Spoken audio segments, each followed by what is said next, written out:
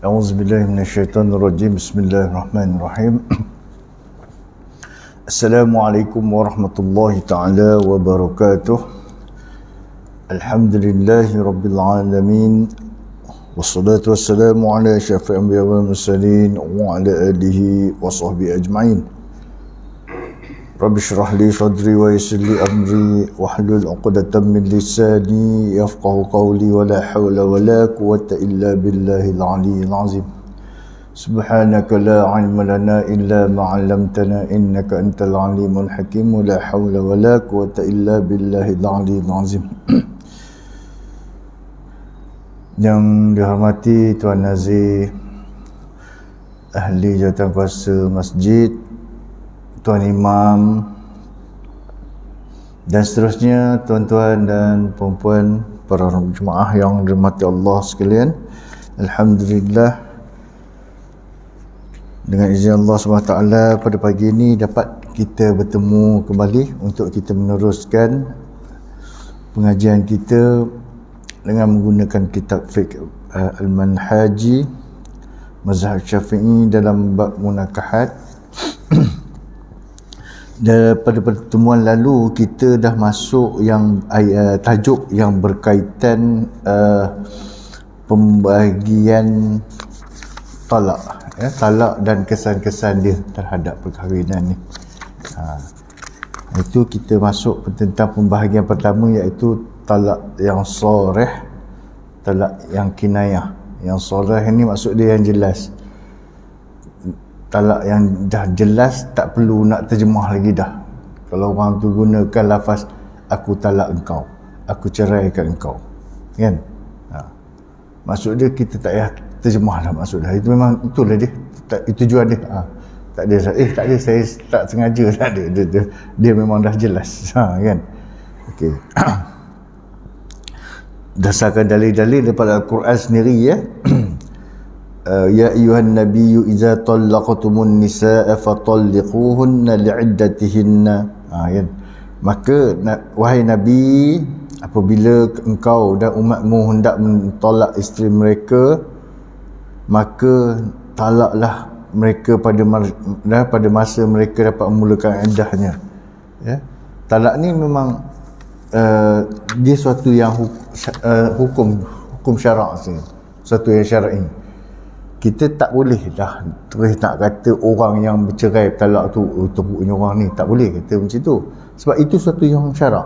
Cuma sebab tu kita kena tengok juga, kan. Hukum tu, cerai tu kita tak boleh nak kata apa, sebab itu memang hukum. Ada hukum talak dalam fiqh.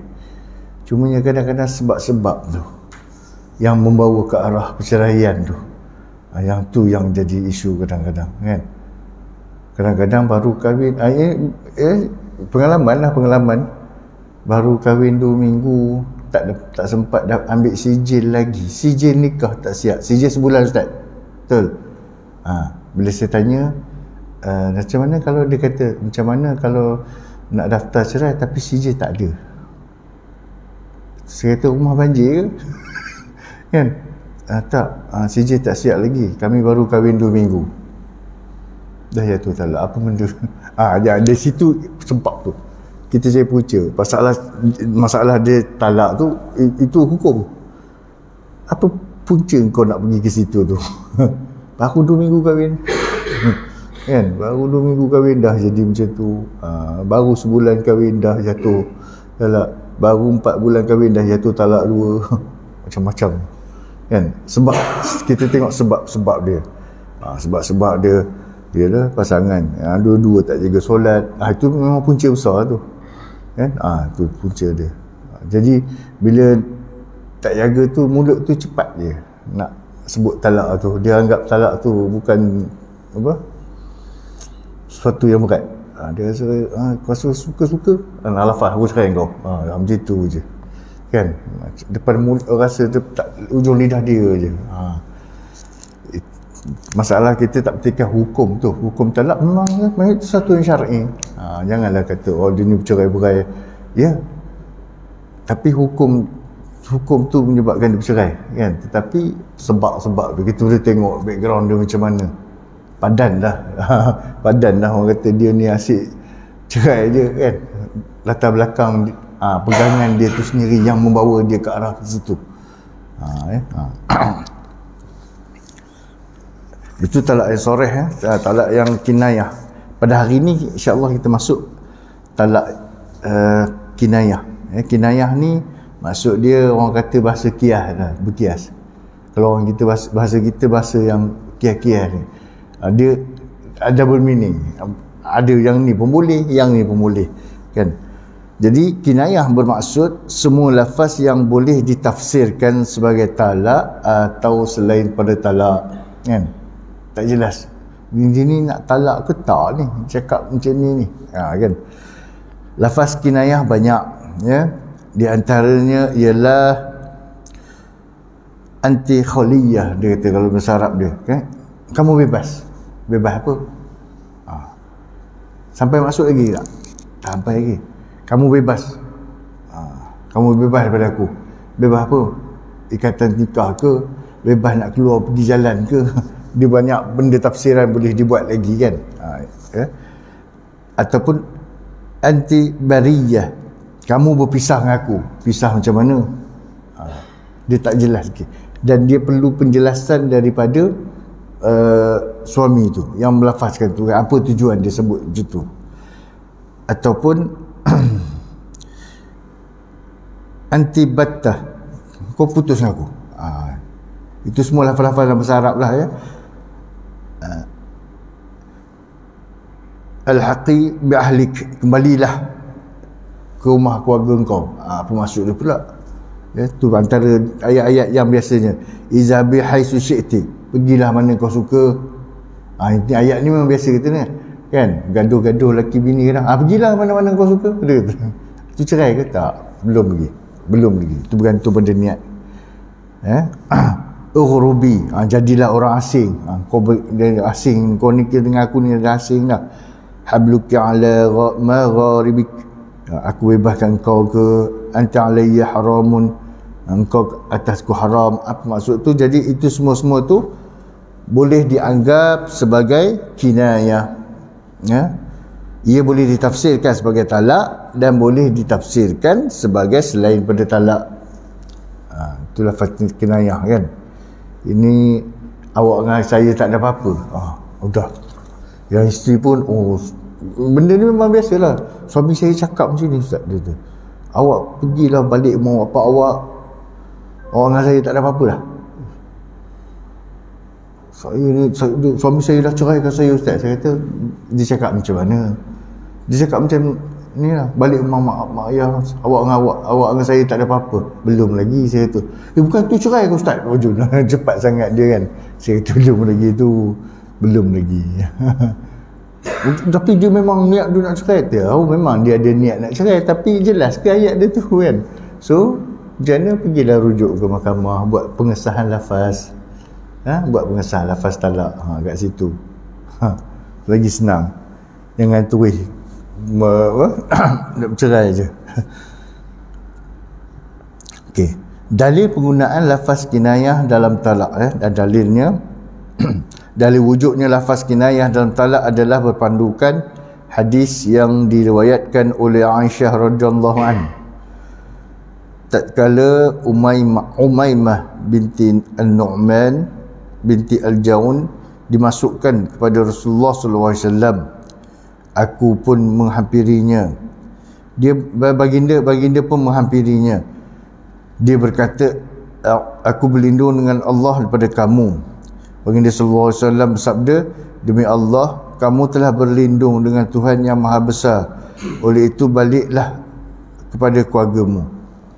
Itu, ya. Maksud dia dalam hadis ni, Rasulullah kata, baliklah pada keluarga kamu tu bukannya cerai, kan? Tapi masih lagi digunakan sebagai kinayah. Bergantung pada niat. Okey. Hukum talak soreh dan kinayah, ya. Kita dah faham tadi, kalau talak soreh ni lafaz tu tak perlu nak terjemah dah.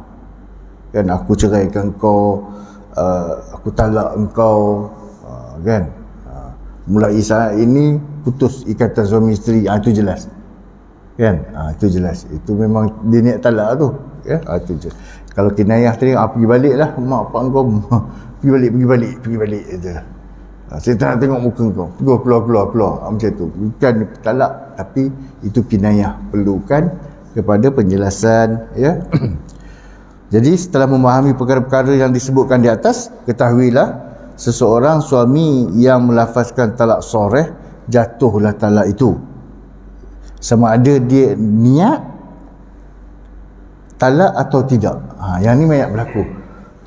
Yang suami lah, saya tak tahu Ustaz, sebab saya terlampau marah sangat isteri saya bukan sengaja Ustaz. Dia sengaja tak sengaja lafaz talak soreh selesai. Kan? Isteri saya provok saya. Ya, memang kerja dia. Provok orang. Kan? Dia cerai awak. Pengecut tak berani cerai ke isteri. Isteri minta macam tu pula. Kan? Pengecut tak berani nak cerai ke isteri. Oh, boy. Minta lain makcik. Minta beramai kalau gaduh. Jangan minta cerai. Tak ada untung lah. Kan? Minta. Saya pun terasa tercabar dia tu.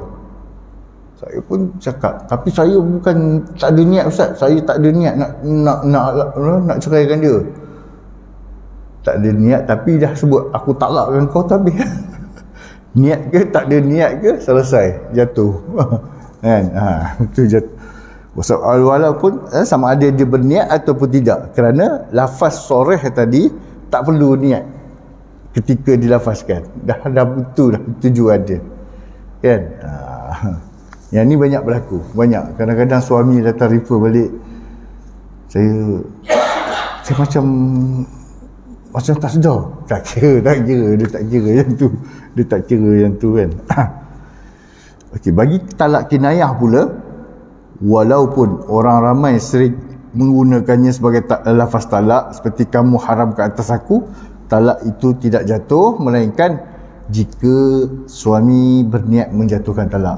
Yang ni kena, biasanya mahkamah lah, ya. Kan, kalau suami kata pergi balik lah rumah bapak kau. Yang isteri kata suami talak saya. Mengadulah kat mahkamah apa semua kan. Kalau ditanya, hakim tanya apa tujuan kamu sebut pergi balik rumah bapak kamu? Yelah, kebetulan cuti sekolah, bawa lah anak-anak balik. Saya tak niat cerai pun kan. Tak jatuh, ya. Ya, isteri cepat sangat. Dia kata suami dah ceraikan dia. Kena faham niat tu. Jadi jika suami melafazkan dengan maksud lain selain pada menjatuhkan talak atau tidak berniat apa-apa, maka tidak jatuh talak. Dalam talak kinayah ni, dia tak jatuh. Dalilnya adalah kisah taubat Ka'ab bin Malik radhiyallahu an setelah dia tidak menyertai perang Tabuk. Sesungguhnya Nabi SAW memerintahkannya agar menjauhkan diri daripada isterinya. Ka'ab bertanya, adakah aku perlu menceraikannya atau bagaimana? Baginda menjawab, jauhkan diri daripadanya dan jangan sekali-kali mendekatinya. Ka'ab berkata, aku pun berkata kepada isteriku, kembalilah kepada keluargamu. Tapi bukan tujuan dia. Ni Nabi suruh duduk jauh dulu. Jangan bukan bercerai, duduk jauh-jauh dulu. Jadi dia kata, baliklah pada rumah keluarga kau. Jadi bukan cerai maksud dia. Sebab itu kes Ka'ab tu lah, tak pergi perang tu kan. Ada beberapa orang sahabat yang tak pergi perang kan, ketika perang apa saya lupa dah. Kan, balik pada tu Rasulullah hukum mereka macam tu lah, ya. Setelah taubat Ka'ab bin Malik radhiyallahu anhu diterima, isterinya kembali semula kepadanya dan beliau tidak diperintahkan mengadakan akad nikah yang baru. Ini menunjukkan kata-katanya, kembalilah kamu kepada keluargamu, tidak menyebabkan jatuh talak, melainkan dengan niat. Dia suruh balik dia dulu, pisahkan dulu sehinggalah taubatnya diterima. Bukan maksud dia kau ceraikan kau. Tak.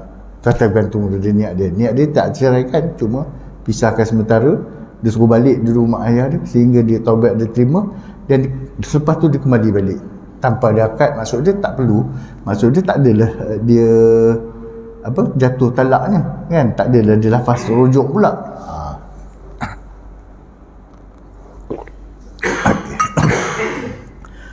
Jadi itu talak soreh, talak kinayah. Yang tu memang biasa kita dengar, ya. Yang biasa kita dengar, yang memang berlaku dalam masyarakat. Okey. Dalam pembahagian yang kedua, tadi pembahagian yang pertama dalam talak iaitu soreh dan kinayah. Pembahagian yang kedua ialah talak sunni. Dalam keadaan tu macam mana? Keadaan talak tu, ya. Pertama talak sunni, talak bid'i dan yang tidak dikira sunni atau bid'i, yang tengah yang bukan keduanya. Pertamanya, ya, apa yang dikatakan itu, yang ni pembahagian kedua ni, iaitu berkaitan dengan situasi perempuan tu. Situasi perempuan tu diceraikan. Adakah diceraikan dalam keadaan talak sunni, talak bid'i, ya? Okey. Perempuan yang diceraikan berada dalam salah satu daripada 3 keadaan berikut. Pertama, diceraikan dalam keadaan suci daripada haid, nifas, dan suaminya tidak menyetubuhinya pada masa itu. Itu situasi. Ini dinamakan talak sunni. Apabila seorang perempuan itu diceraikan oleh suaminya dalam keadaan dia suci dan pula tidak disetubuhi. Itu talak sunni. Okey. Biasanya kalau di mahkamah sendiri pun, ya, mahkamah akan tanya kalau pasangan yang minta cerai, adakah kamu suci? Ya. Tetapi adakah kamu dalam 2-3 hari ni kamu disetubuhi? Ya. Habis, tangguh dulu sampai datang haid ke depan. Ya, ataupun datang saya dalam keadaan haid, tangguh sampai suci. Mahkamah akan tangguhkan. Kedua, telah disetubuhi oleh suaminya dan diceraikan dalam keadaan haid dan nifas, atau diceraikan dalam keadaan suci tetapi suaminya menyetubuhinya semasa suci. Okey, satu. Itu yang kedua. Yang ketiga, diceraikan dalam keadaan masih kecil dan tidak pernah datang haid, atau diceraikan dalam keadaan sudah putus haid bagi perempuan yang telah tua, atau diceraikan dalam keadaan hamil yang telah dipastikan kehamilannya, atau diceraikan dalam keadaan belum pernah disetubuhi sejak akad nikah, atau dia sendiri meminta khuluk. Okey. Ya, 3 situasi ni tadi, ya. Pertama, diceraikan dalam keadaan suci daripada haid dan nifas dan suaminya tidak menyetubuhinya pada masa itu. Itu talak sunni. Talak bid'i ini telah disetubuhi oleh suami. Dan diceraikan dalam keadaan haid nifas pula, ataupun satu disetubuhi suami, satu lagi suami lafazkan talak dalam keadaan isteri haid nifas, ya. Kemudian diceraikan dalam keadaan suci, tetapi ada juga yang dicerai dalam suci tapi disetubuhi. Itu masalah dia, ya. Itu talak bid'i. Okey, yang ketiga, bukan bid'i, bukan sunni. Di pertengahan tentu. Ya, diceraikan dalam keadaan masih kecil, ya, tidak pernah datang haid, atau diceraikan dalam keadaan yang sudah putus haid bagi perempuan yang tua, atau diceraikan dalam keadaan hamil yang telah dipastikan kehamilannya, atau diceraikan dalam keadaan yang belum pernah disetubuhi sehingga akad nikah, atau dia sendiri yang minta khuluk. Okay. Jadi jika talak berlaku dalam keadaan pertama, ia dinamakan sunni, ya. Jika berlaku dalam keadaan kedua, dia dinamakan talak bid'i. Jika berlaku dalam keadaan tiga, dia dinamakan sebagai bukan bid'i, bukan sunni. Itu yang dia sebut ghairu bid'i wala sunni. Ghairu bid'i wala sunni, bukan talak bid'i ataupun talak sunni. Jadi talak yang haram ketika situasi mana? Adalah talak bid'i yang kedua tadi itu. Talak tetap jatuh tapi perbuatan itu dosa. Itu kalau mahkamah tanya dulu, Kalau saya suci tapi disetubuhi, okey, tangguh sampai datang haid depan. Dia tak suruh jalan tu. Sebab itu termasuk dalam talak bid'ah, ya. Okey, baru kita jelaskan apa yang dimaksudkan dengan talak sunni tadi. Tadi itu dia punya pembahagian dia. Okey. Hukum bagi setiap jenis talak. Pertama, talak sunni. Talak sunni adalah harus, talak dalam bentuk ini adalah jatuh, ya. Ia adalah bentuk talak yang bertepatan dengan syariat Islam bagi suami yang mahu menceraikan isterinya dengan talak satu atau talak tiga sekaligus. Talak tiga sekaligus ada. Apa?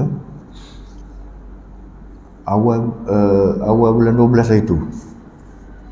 Awal bulan 12 hari tu, seorang bapa datang jumpa saya. Kebetulan saya ada situ, jumpa. Macam mana nak tanya, dia kata, anak saya ni malam tadi dia bergaduh dengan isteri dia. Itu gaduh tulis 3, tulis lafaz talak 3 tulis. Dah lama ke bang anak abang ni kahwin? Baru juga ustaz, baru 2-3 bulan.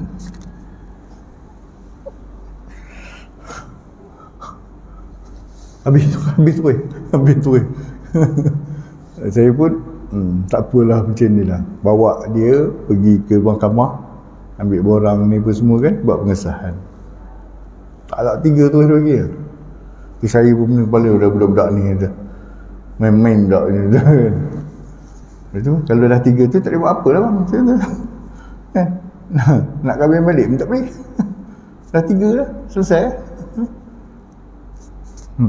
Baru kahwin ni, baru 4-5 bulan tu. Dah habis 3 tu. Bukan salah talak 3 tu, punca kurang ni. Yang mudah sangat nak sebut talak ni apa hal ni kan. Kena tengok yang tu. Pemahaman agama tu satu, lepas tu penghayatan dia terhadap agama tu satu, pengamalan dia pun sama juga, kena tengok yang tu. Okey. Namun begitu, suami disunatkan agar hanya menceraikan isterinya dengan talak 1 atau 2 dalam satu masa suci, ya. Ini supaya dia boleh rujuk kembali jika menyesal dengan tindakannya. Sebab itu kalau nak jatuh talak kan. Sebab itu kalau nak bercerai, pasangan bercerai, biasa lafazkan talak di mahkamah. Sebab mahkamah akan bagi panduan. Nak lafazkan talak 1. Kan? Lafaz talak 1. Kalau yang pandai-pandai kat rumah tu, yang lepas talak 3 tu itu. Sebab itu mahkamah denda bagi suami yang lafaz talak di luar mahkamah sebagai pengajaran. Jangan mudah nak ambil, nak sebut talak ikut suka-suka dia kan. Asal talak, asal nak rujuk. Jangan. Sebab itu kalau nak bercerai, pasangan tu dia masuk mahkamah sama-sama, okay, kemudian dia jatuhkan talak dalam mahkamah pun, hakim biasa akan suruh lafaz talak 1. Tak suruh 3 juga, ya. Tak ada suruh 3. Talak sunni berpandukan, ya, pada firman Allah SWT, ya ayyuhan nabiyyu idza talaqtumun nisaa fatalliquhunna li'iddatihinna. Wahai Nabi, apabila kamu dan umatmu mahu menceraikan isteri-isteri kamu, maka ceraikanlah mereka pada masa mereka dapat memulakan iddahnya. Jadi maksud dia mula iddah kan. Kalau kata dia dalam haid, nak tunggu suci, haid 1, suci banyak benda kan. Jadi sebab itu mula iddah, iaitu memula iddah masa bila? Waktu suci kan. Suci, haid, habis. Tak, dia akan bertambah dia punya masa tu, tempoh tu lagi kan. Maksudnya pada waktu syariat, waktu syariat menganggapnya sebagai satu waktu pemulaan iddah, iaitu waktu suci. Tidak boleh memulakan iddah pada masa haid. Iddah tak dikira dalam haid. Kira jatuh talak waktu suci, dikira lah satu.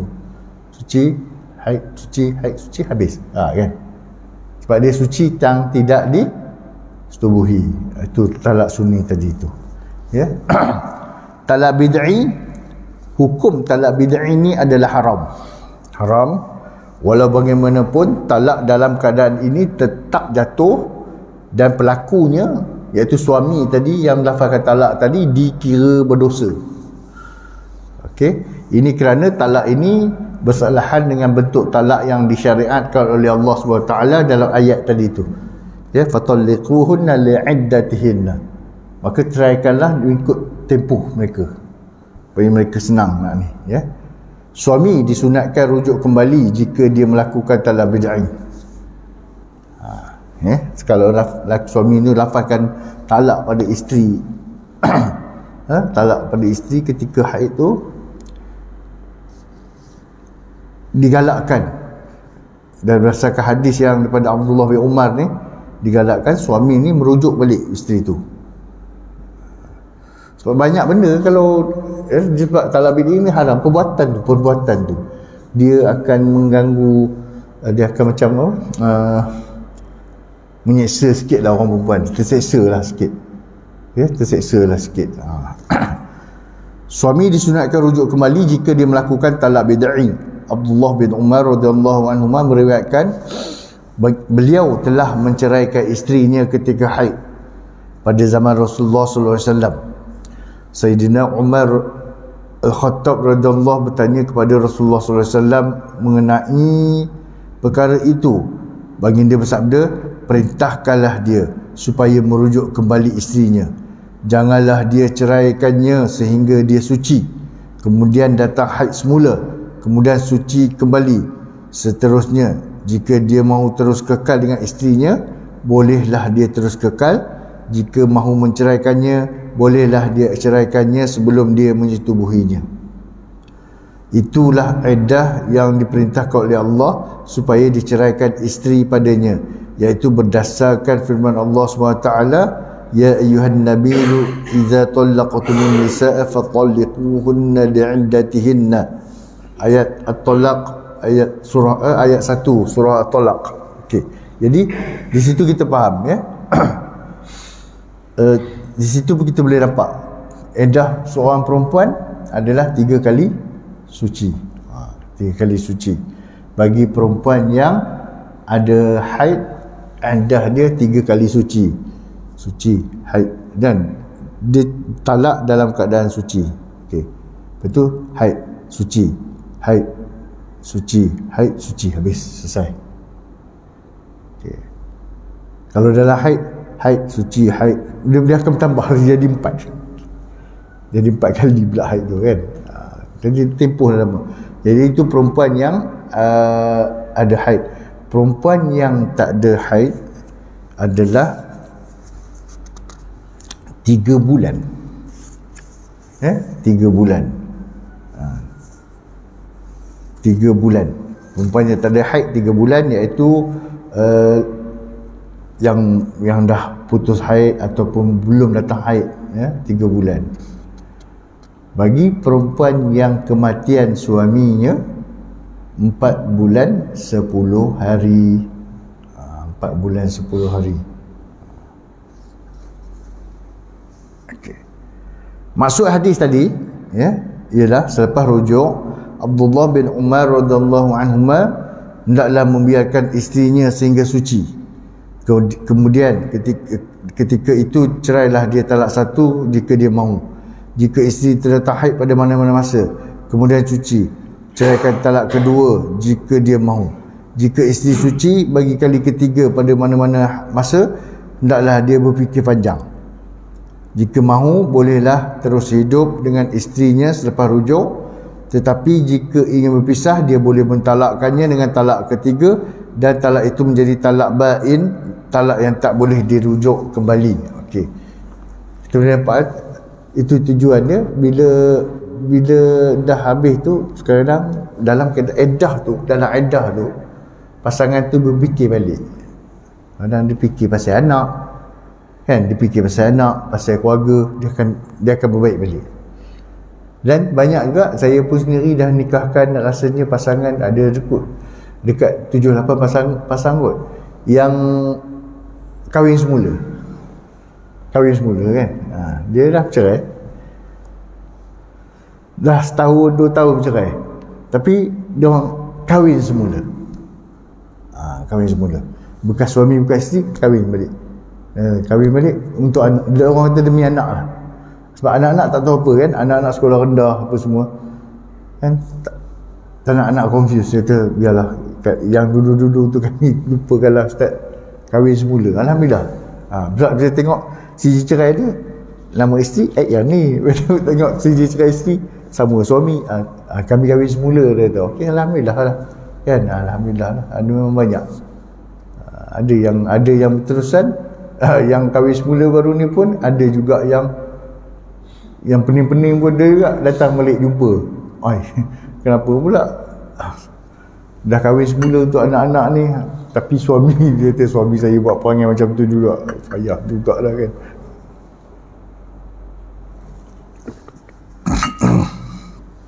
Okey.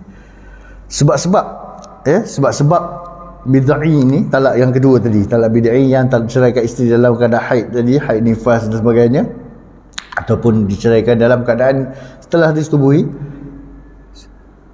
ia diharamkan kerana dia mendatangkan mudarat pada wanita, ya, dia mendatangkan mudarat pada wanita. Ini kerana tempoh iddahnya akan jadi lebih panjang, ya, kerana masa haidnya tidak boleh dikira sebagai permulaan. Dia tak boleh dikira sebagai permulaan tengah dalam haid. Dia permulaan dikira pada dalam keadaan suci. Suci, haid, suci, haid, suci, habis. Kalau haid, suci, haid, suci, haid, suci, haid, suci, jadi panjang kan. Kalau kira-kiraannya, kalau dia jenis normal datang tiap bulan, 3 bulan selesai, yang ni dah jadi sampai 4 bulan pula, sebab dia jatuh dalam haid tadi, ya. Sabda Rasulullah SAW, la darar wa la dirar, tak boleh memudaratkan atau menyakiti orang, dan tidak boleh membalas kemudaratan orang lain dengan cara yang salah. Jadi kita tak boleh bagi mudarat ke orang kan, jangan dibuat. Jadi perbuatan tu boleh mendatangkan mudarat pada, terutamanya pada wanita.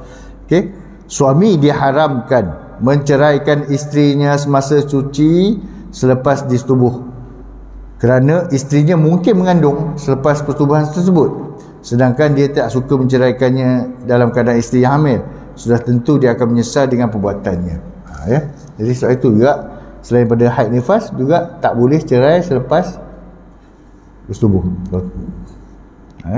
tak boleh cerai. Sebab apa? Kesan dia nanti kalau mengandung lama pula kan. Sebab iddah bagi perempuan yang mengandung ialah sehingga melahirkan anak. Jadi kalau dia mengandung 9 bulan lah baru habis iddah dia. Lainlah kalau cerita hari ni cerai, tiba-tiba besok isteri dah bersalin, habis dah. Iddah bagi perempuan mengandung sehingga melahirkan anak, habis iddah dia. Ya. Okey. Yang ketiga tadi, talak yang bukan dikatakan sunni, bukan bid'i. Talak seumpama ini jatuh dan diharuskan, ya, dan tidak diharamkan kerana dia tidak memberi mudarat pada isteri yang diceraikan. Sebab apa? Antara perempuan ciri dia adalah yang belum cukup umur ataupun yang telah putus haid. Okey. Juga kerana iddah isteri yang masih kecil atau isteri yang sudah putus haid dihitung dengan kiraan bulan. Ya, sebab dia tak ada kiraan suci tu, dia kira ikut bulan, 3 bulan tadi kan. Dengan ini mudarat memanjangkan tempoh iddah tidak akan berlaku, sebab tak ada mudarat pada talak yang bukan bid'ah ni, bukan sunni ni, di pertengahan ni, ya. Begitu juga iddah isteri yang mengandung, kerana iddahnya ialah sehingga melahirkan anak. Ya, kalau ceraikan isteri mengandung, iddah dia sampai melahirkan anak. Yang betul, yang pernah depan saya berlaku, dia cerai 7 hari bulan 9 kalau tak salah dia. 9 ke 8 hari bulan, besok tu isteri dia bersalin, habis. Tapi dia orang rujuk semula. Itu masalah dia. Kan? Sebab dia tak cerita pada mahkamah. Sepatutnya dia cerita pada mahkamah situasi dia. Kami bercerai dalam keadaan isteri saya dah mengandung. Selepas 2 hari bercerai, isteri saya bersalin. Habis dah. Tapi dia orang ingatkan masih dalam iddah. Dia orang pergi ke mahkamah untuk buat rujuk. Buat pengesahan talak, itu rujuk. Dapat pengesahan sampai saya nak rujuk. Saya jadi macam confused. Nak rujuk. Bila cerainya? Sekian. Tapi tak tahu Allah bagi ilham kot. Hidung saya bau susu. Bau susu budak. Bau susu. Saya tanya, ada anak kecil ke? Ada. Umur berapa tahun dia tanya? Tak ustaz, baru 2 minggu. Baru 2 minggu? Bila bersalin? Kami cerai 7 bulan, saya salin 9. Habis dah, mana boleh rujuk? Saya kata tak boleh rujuk dah. Kan? Sebab dah habis dah dia. Dia kata, tadi dekat mahkamah tak cakap apa pun. Ya dah, memang mahkamah tak tahu sebab awak tak cerita dalam dokumen tu. Awak kata awak bertalak situ je. Patutnya awak cerita, saya mengandung sekian-sekian, jatuh talak tarikh ni habis. So macam mana? Saya kata macam ni, isi borang kami tak boleh rujuk. Pergi balik ke mahkamah, batalkan keputusan. Kan? So itu benda-benda tu kena jaga tu. Okey, dengan ini mudarat untuk memanjangkan tempoh iddah tak ada, ya. Sebab kalau pada perempuan yang habis haid, dia akan kira ikut bulan, kan. Begitu juga dengan iddah isteri yang mengandung, kerana iddah dia sampai melahirkan anak. Lahir anak, selesai.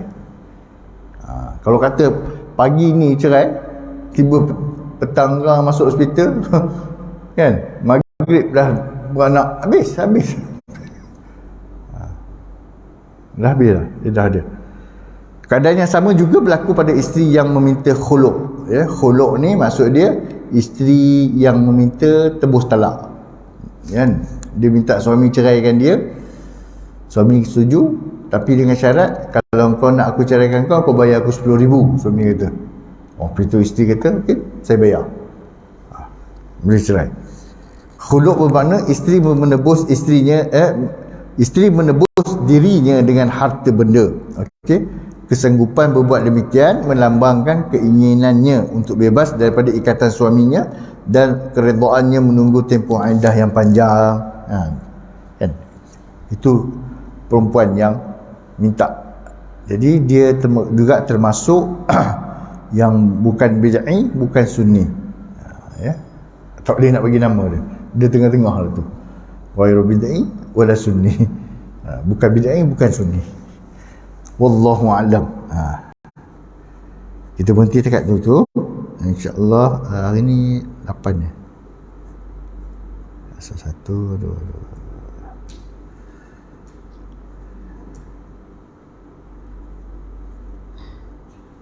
Ada apa-apa pertanyaan? Tuan, makcik-makcik di belakang. Kalau ada, kita kongsi. Ada tuan ya? InsyaAllah. A'udzubillahi minasyaitonirrajim. Bismillahirrahmanirrahim. Alhamdulillahi rabbil alamin wassalatu wassalamu ala asyrafil anbiya'i wal mursalin wa ala alihi wa sahbihi ajma'in.